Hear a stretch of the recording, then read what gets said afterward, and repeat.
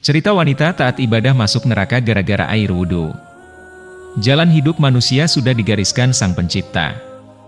Usia dan rezeki semua diatur olehnya. Tugas manusia adalah melaksanakan perintah dan menjauhi larangan Allah. Dan ini adalah cerita tentang dua makhluk yang hidup dalam kondisi kontrak.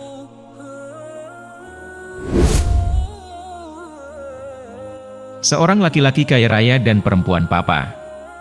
Dalam kesehariannya, keduanya tampak begitu berbeda.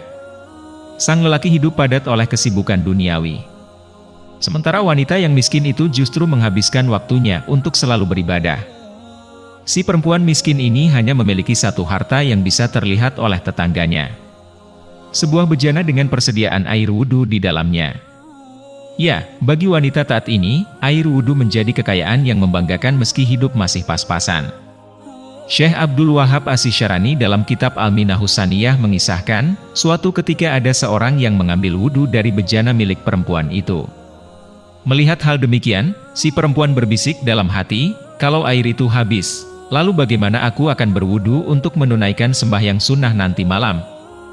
Apa yang tampak secara lahir tak selalu menunjukkan keadaan sebenarnya. Diceritakan, setelah meninggal dunia, keadaan keduanya jauh berbeda. Sang lelaki kaya raya itu mendapat kenikmatan surga, sementara si perempuan yang taat beribadah itu justru masuk neraka. Apa pasal?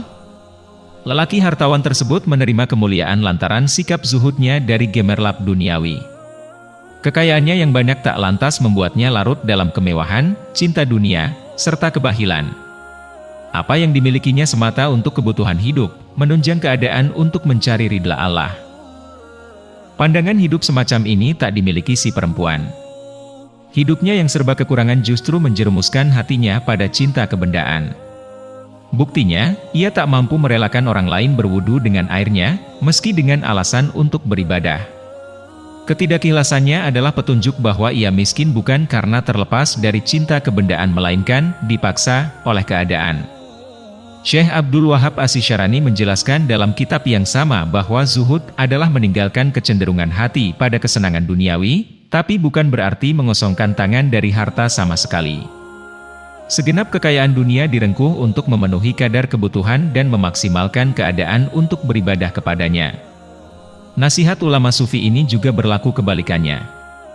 Untuk cinta dunia, seseorang tak mesti menjadi kaya raya terlebih dahulu. Karena zuhud memang berurusan dengan hati, bukan secara langsung dengan alam bendawi.